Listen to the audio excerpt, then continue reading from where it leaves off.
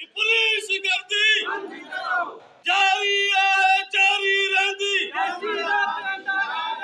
जैसी रात दारी रहंदी। खलील कुमार हटायो, सिविल हॉस्पिटल उमरकोट बचायो। खलील कुमार हटाओ, पुलिस गर्दी सीआई इंचार्ज खलील कुमार के, सीआई इंचार्ज खलील कुमार के, सीआई इंचार्ज खलील कुमार के, पुलिस गर्दी, मारामारी, दहशतगर्दी, इसी ने दस्ती। मोहम्मद हसन बमरो आया सीनियर स्टाफ उमरकोट जो।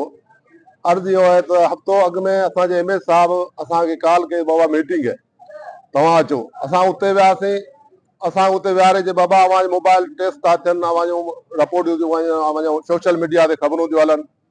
असांखे त ख़बर ई कोन्हे छा मसइलो आहे, कहिड़ो सोशल मीडिया आहे, छा आहे। असां ॿारड़ी में था जेको असां नेट थो हले जेको कुझु आहे जेको ख़बर हिते अचूं था पोइ ख़बर पए। चलो ठीकु है बाबा, पंहिंजो पंहिंजो एहतियात कयो। असां पंहिंजे सादा दोस्तनि संग साथ खे सभु चयो बाबा हिन का ग़लति ॻाल्हि कयो न आहे त महिरबानी अहिड़ो कमु न कयो। ठीकु आहे। कल वरी असांखे एमएस साहब जो ऑर्डर आयो त बाबा मीटिंग है, बाबा मीटिंग है, बाबा हलो।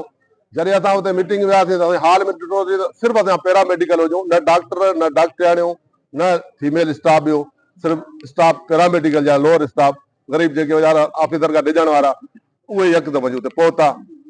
थोड़ी देर खां पोइ हिकिड़ो ऑफिसर आयो, ऑफिसर न पर हिकिड़ो माण्हू आयो, उन जो इंट्रोडक्शन असां एमएस करायो त ही साईं सीआई इंचार्ज डॉक्टर छा नालो जो खलील कुमार आयो।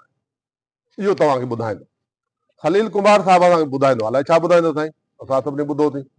खलील साहब चए थो बाबा अवांजे हिते सोशल मीडिया ते ख़बरूं हलनि थियूं, ग़लति ख़बरूं हलनि थियूं, ही थो हले ही थो हले। हिकिड़ो माण्हू असां उनखे इंक्वायरी कराई, उहो असां सीनियर माण्हू इंक्वायरी में अची वियो आहे। 4-5 माण्हू जा असां हुननि सुञाता, असांजा नाला आहिनि। असां उहे पुलिस वारा असां पेर कढंदा आहियूं, मोटरसाइकिल चोरी थी वञे असां उहो कढंदा आहियूं।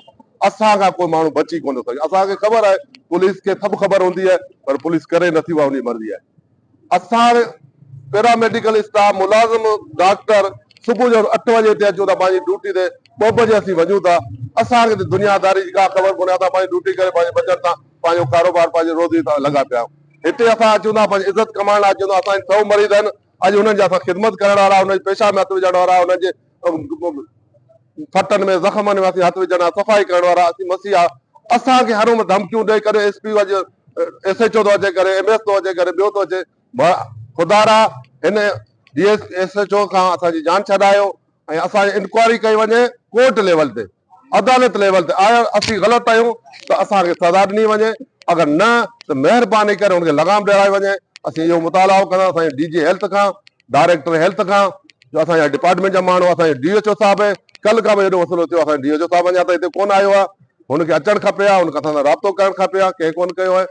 ऐं बस वारनि खे असां एमपीए एमएनए उन्हनि खे बि असीं अर्ज़ु कंदासीं त महिरबानी करे असांजी तहक़ीक़ात कई वञे, ऐं असीं ग़लति आहियूं त असांखे सज़ा ॾिनी वञे। अगरि जेको ग़लति आहे उनजो नालो न खयो वियो आहे या कुझु न कयो वियो उनखे बचाइण जे लाइ, या जेको कुझु थिए पियो, अगरि ठीकु आहे को ग़लति आहे, कंहिं अव्हांखे शिकायत कई हुजे, कंहिं दरख़्वास्त कई हुजे, को एफआईआर कटाई हुजे त पोइ तव्हां इंक्वायरी कयो। हाणे ईअं वेठे वेठे सरकारी मुलाज़िम, हू बि मुलाज़िम आहिनि, असीं बि मुलाज़िम आहियूं। असांजो एमएस असांजो वॾो आहे, असांखे हुनखे तहफ़ुज़ करणु खपे। अगरि हू डीएसपी आयो आहे एसपी खां कंहिंखां परमिशन वठी अचे, लेटर ॾिया एमएस खे, एमएस असांखे घुराया, पोइ एमएस को जेको कुझु चया असां हुनखे बदल वधि। एमएस पाण असांखे धमकियूं ॾियाराए थो, असांखे माराए थो। महिरबानी करे इहो असां अदा अॼु जी ॻाल्हि न आहे। असां 40 साल त सर्विस कई, असांजी सर्विस इंस्पेक्टर जे लाइ खां वठी हर एहतजाज असां कयो। असांजी पूरी सिंध में असांजो एहतजाज थींदो, न कि असांजे उमरकोट में थींदो, असांजे पूरे ज़िले में थींदो, पूरी सिंध में थींदो। असांजी पैरामेडिकल जिथे वेठी आहे अॼु हूंदो, अॼु बि तव्हांखे हणनि ज़िलनि में ॾिसंदो उते एहतजाज हूंदो। त असीं उन लाइ करे चवंदा महाराज महिरबानी असांजो इंसाफ़ कयो वञे। असांखे नाजाइज़ी न खपे, असीं कंहिंसां नाजाइज़ी नथा कयूं, न असीं कंहिंसां करणु ॾींदासीं। इहो चयो महिरबानी। तो कल सीआई इंचार्ज उमरकोट आयो हो सिविल हॉस्पिटल उमरकोट में। अवल तो हू जी आयो हिकिड़ी दादागिरी तरीक़े सां ॿ गार्ड पाण सां गॾु वठी सिविल हॉस्पिटल जो राउंड करे एमएस ऑफिस में मुकम्मल स्टाफ खे घुराई। मैटर जी कंहिंखे का ख़बर कोन हुई। आयो हो सिविल हॉस्पिटल उमरकोट जे पैरामेडिकल अमले नर्सिंग स्टाफ खे घुराए, उनमें उन्हनि खे धमकियूं ॾिनियूं आहिनि ऐं बाक़ाइदगी सां हिकिड़ो दादागिरी लहजे सां ॻाल्हाइणो आहे। त भाई आऊं खलील कुमार आहियां ऐं मूंखे सुञाणो कोन था, मुंहिंजो ॿधल नवाब जो पुट बि छॾाए कोन थो सघे। हालांकि असांजे स्टाफ खे मामले जी ख़बर ई कोन्हे, कहिड़े मामले में आयो, छो आयो, छाजे लाइ आयो आहे। तूं आयो है तो ही आयो धमकियूं ॾेई हितां खां निकिरी वञो। असांजो अला इख़्तियारनि खां इहो मुतालबो आहे त इन सीआई इंचार्ज खां असांखे इहो जवाबु तलब करे ॾियनि त ही कहिड़ी इंक्वायरी में आयो हो, कहिड़े जेको सो मसइले तहत आयो हो, ऐं हिन पूरे सिविल हॉस्पिटल जे स्टाफ खे यरगमाल छो कयो, उन्हनि खे धमकियूं छो ॾिनियूं, कहिड़े ॾोह तहत उन्हनि खे धमकियूं ॾिनियूं आहिनि।